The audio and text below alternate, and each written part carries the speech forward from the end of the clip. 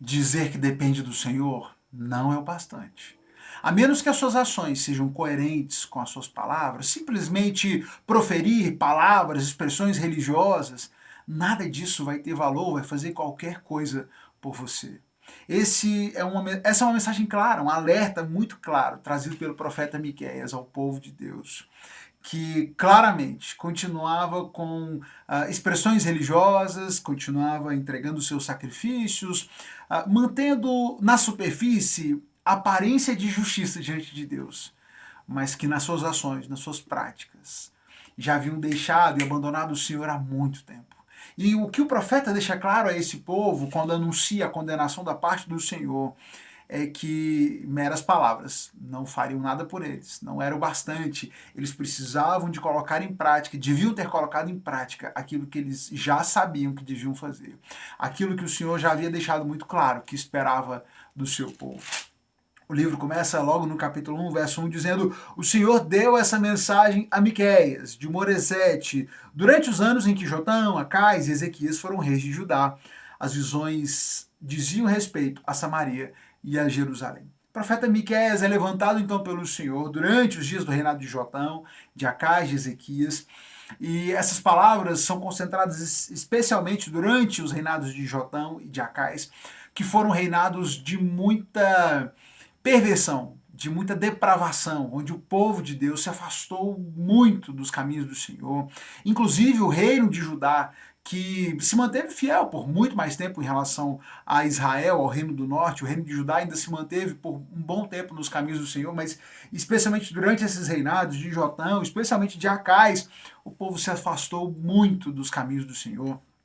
E o Senhor então levanta Miqueias ali no 8º século antes de Cristo, logo antes da Assíria tomar a cidade de Samaria, né, tomar o reino do norte. Então, nesse contexto, imediatamente antecedendo a queda do reino do norte, o Senhor levanta o profeta Miqueias para anunciar a condenação que ele havia decretado sobre o povo e o porquê ele havia decretado essa condenação. Nós já vimos mensagens semelhantes através de outros profetas. Nós temos aqui mais um profeta levantado pelo Senhor para anunciar a condenação de Deus e justificar que isso estava acontecendo por causa da maldade, da perversidade desse povo. E ele diz com todas as letras, por causa da rebeldia de Israel, dos pecados dos descendentes de Jacó, por isso transformarei a cidade de Samaria num monte de ruínas. Isso o profeta anuncia logo no capítulo 1. Ele fala que ele chora, que ele lamenta, porque essa ferida do seu povo não tem cura, chegou a Judá até as portas de Jerusalém. Essa maldade que começou ali em Samaria, começou ali no Reino do Norte, agora chega e já chegou também a Jerusalém, chegou a Judá e se espalhou por todo esse povo. E agora a condenação do Senhor se dá. Se dá porque esse povo se tornou perverso, tem se mostrado perverso em diversas medidas. Nós temos no capítulo 2, no capítulo 3, muitas dessas acusações, descrevendo essas maldades do povo, dizendo que esse povo se tornou um povo perverso, um povo que faz planos perversos, trama a maldade, age com violência, um povo que oprime o homem para que lhes entregue a sua propriedade, que deixam famílias sem a sua herança, e o Senhor está dizendo a esses maus, esses perversos, que exercem tanta maldade, que tramam tantas maldades, eu retribuirei sua maldade com maldade.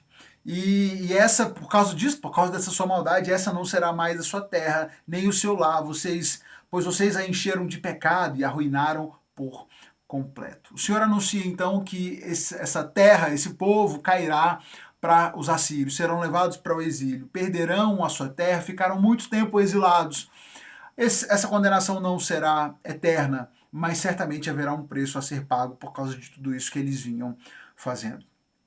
A partir do capítulo 3, ele vai dizendo assim: olha, vocês deveriam saber o que é certo, mas odeiam o bem e amam o mal. E essa é a questão com o povo de Israel, com o povo de Judá. Eles sabiam o que deviam fazer. Eles conheciam certo, sabiam certo. Eles escolheram fazer o mal. E o Senhor faz um alerta. Olha, agora na hora da aflição, vocês clamam ao Senhor e esperam que Ele responda.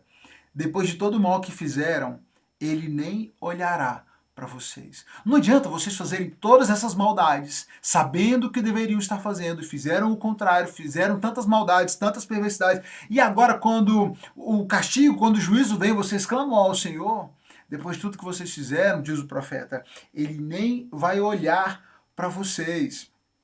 Vocês se cercaram de falsos profetas, que fizeram o povo se desviar, prometiam paz àqueles que pagavam, só profetizavam de acordo com aquilo que recebiam, com os interesses que os manipulavam, e agora vocês vão pagar o preço por isso.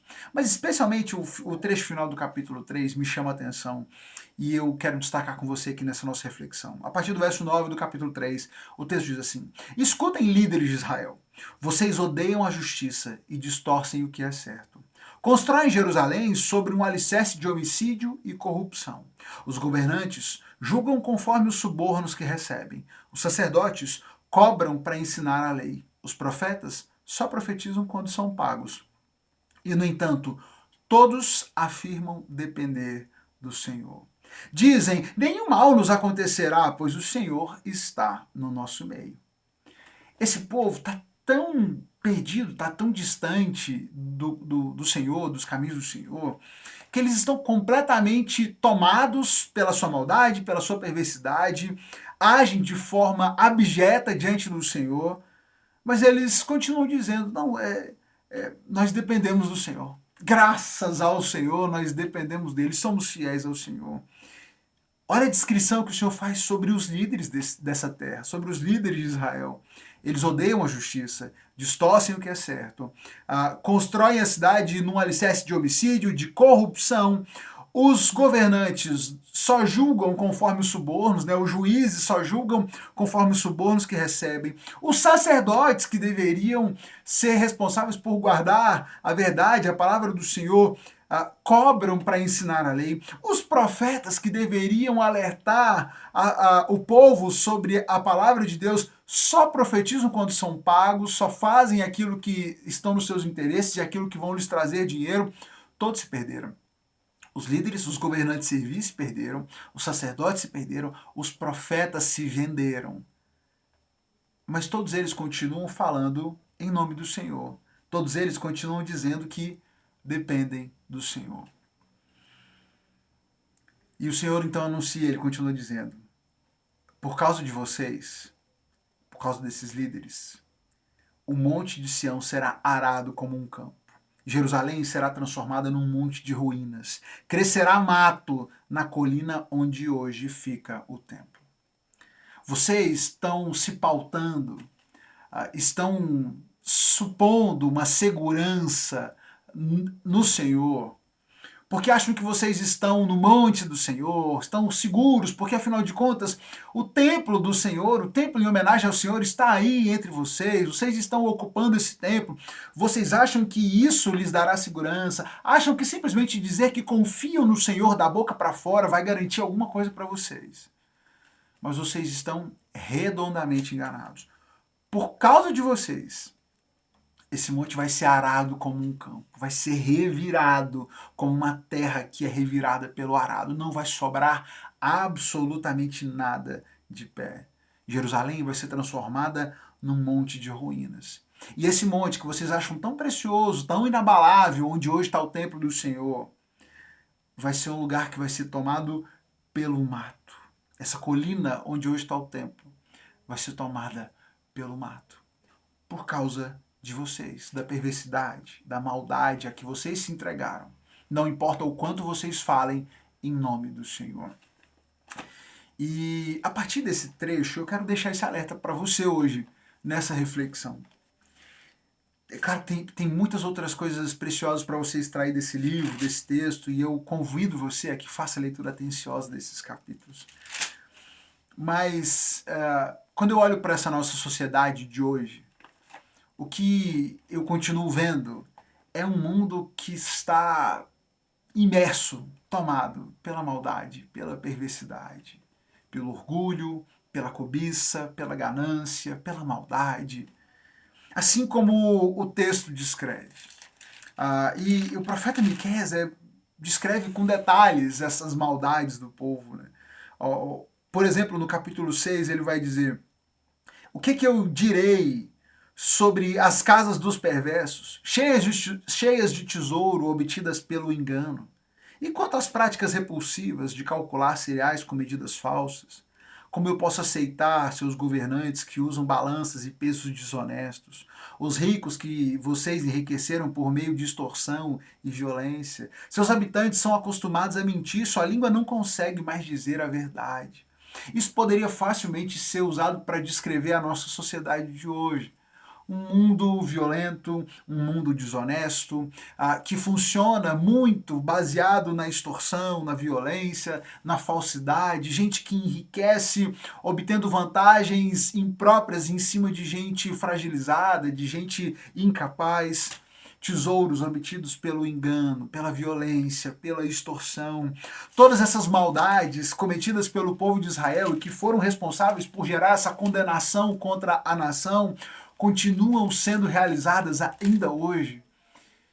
E o que mais me entristece é perceber que muito disso é feito por gente que afirma, como esses afirmavam, que dependem do Senhor. Dizer que depende do Senhor, que confia no Senhor, falar em nome de Deus, é algo que soa bonito, soa interessante, conquista a confiança das pessoas. Quantos políticos safados esse ano vão tentar te convencer de que são homens piedosos do Senhor para ganhar o seu voto? Quantos deles já fizeram nas últimas eleições e vão fazer de novo? Vão tirar as Bíblias do armário, vão bater a poeira, vão citar versículos que não existem, porque afinal de contas eles não conhecem, eles nunca leram isso aqui. Mas vão fazer de tudo para te dizer que estão defendendo os bons costumes, que estão trabalhando pela obra do Senhor.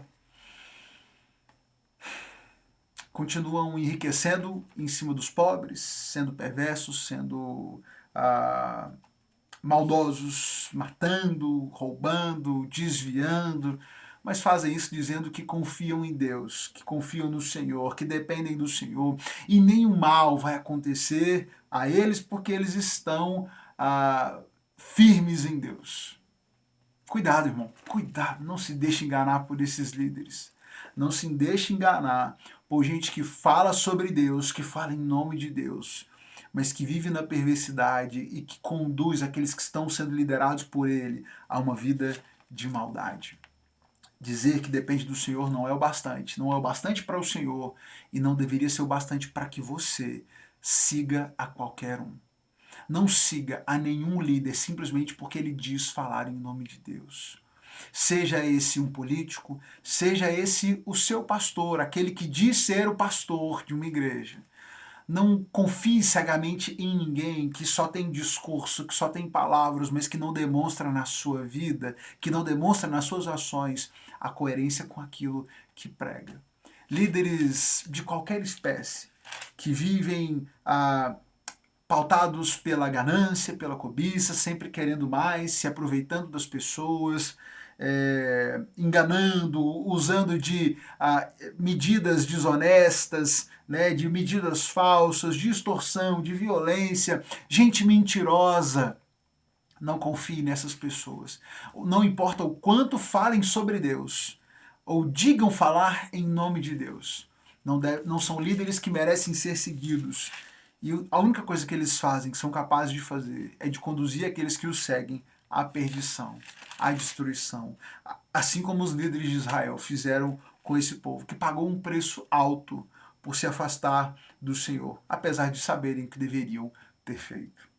No capítulo 6, diante de todas essas acusações, o profeta ele faz uma pergunta, né, no verso 6. O que podemos apresentar então ao Senhor? Vamos fazer o quê? Vamos entregar holocaustos? Será que existem holocaustos suficientes para entregar ao Senhor? E ele vai dizer, né, devemos o quê? Prostrar diante dele com ofertas de bezerros de um ano? Vamos trazer um ano de ofertas para ele? Vamos oferecer milhares de carneiros, 10.000 rios de azeite? E ele usa desse exagero para dizer, será que existe oferta, holocausto suficiente para pagar tudo isso? Não é sobre isso. Não é sobre a quantidade. Não é sobre o sacrifício, sobre a aparente adoração. E ele diz no verso 8, ó povo, o Senhor já lhe declarou o que é bom, o que ele requer de você, que pratique a justiça, ame a misericórdia e ande humildemente com o seu Deus. Pratique a justiça, ame a misericórdia e ande humildemente com o seu Deus. Faça o crivo, irmão. Faça o crivo, esteja atento. Não siga qualquer um, líder qualquer, religioso, político, até mesmo um amigo que tenta exercer a liderança sobre você, falando sobre Deus, mas que não demonstre uma disposição para viver em justiça, para praticar a justiça, alguém que ame a misericórdia, que ande em humildade diante do seu Deus. Para todas essas maldades, se esse mundo estava pautado pelo engano, o Senhor chama a responsabilidade de que eles vivam e pratiquem a justiça. Se era um povo desonesto, que agia com extorsão e com violência, ele diz, ame a misericórdia. Para aqueles que estavam ali sempre acostumados a mentir, a enganar e a manipular perversamente as pessoas e a enriquecer em cima disso, ele diz, ande humildemente com o seu Deus. E que o Senhor nos dê sabedoria para isso, para sermos guiados por aquilo que Ele espera de nós e que, no fundo, você e eu já sabemos que Ele espera de nós.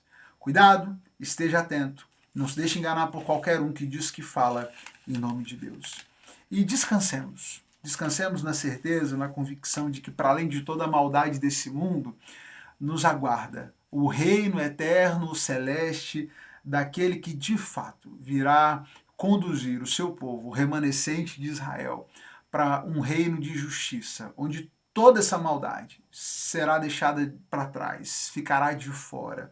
E de fato guiará esse povo, guiará esse seu rebanho com força, com majestade, e será a fonte de toda a paz. O profeta Miqueias, no capítulo 5, faz uma bela profecia em relação ao Messias, dizendo que de Belém, Efrata, uma vila que apesar de pequena e ser uma pequena vila do povo de Judá, no entanto, um governante de Israel, cujas origens são do passado distante, sairá de você em meu favor. E aqui ele faz menção ao Messias, a Jesus, que viria dessa pequena vila, da pequena vila de Belém, do povo de Judá, esse governante que iria conduzir esse povo com a força do Senhor, com a majestade do nome do Senhor, e que seria a fonte de paz desse povo. Diante da destruição que se avizinhava, o juízo, o castigo de Deus por toda essa maldade, o povo é consolado para que não se desespere, para que confie no Senhor, sabendo que no dia certo, no tempo certo, Ele restaurará, Ele trará a renovação e Ele próprio será o rei e o governante dessa nação e os conduzirá a essa vida de paz. Esteja atento aos falsos líderes, aqueles que só falam em nome de Deus, mas que não agem de acordo. E confiemos no nosso Senhor, o único que de fato nos guia nessa jornada, nesse caminho de paz. Sigamos a orientação do nosso Senhor Jesus, e não de gente que só tem papo, mas que não age de acordo com a palavra do Senhor. Deus te abençoe e te dê sabedoria e discernimento para saber a quem você não deve ouvir, de quem você deve se afastar. Clica na setinha, manda para um amigo, manda para um familiar, manda para alguém que possa ser abençoado por essa reflexão. Volta amanhã, a gente segue lendo a palavra de Deus e refletindo sobre ela. Deus te abençoe.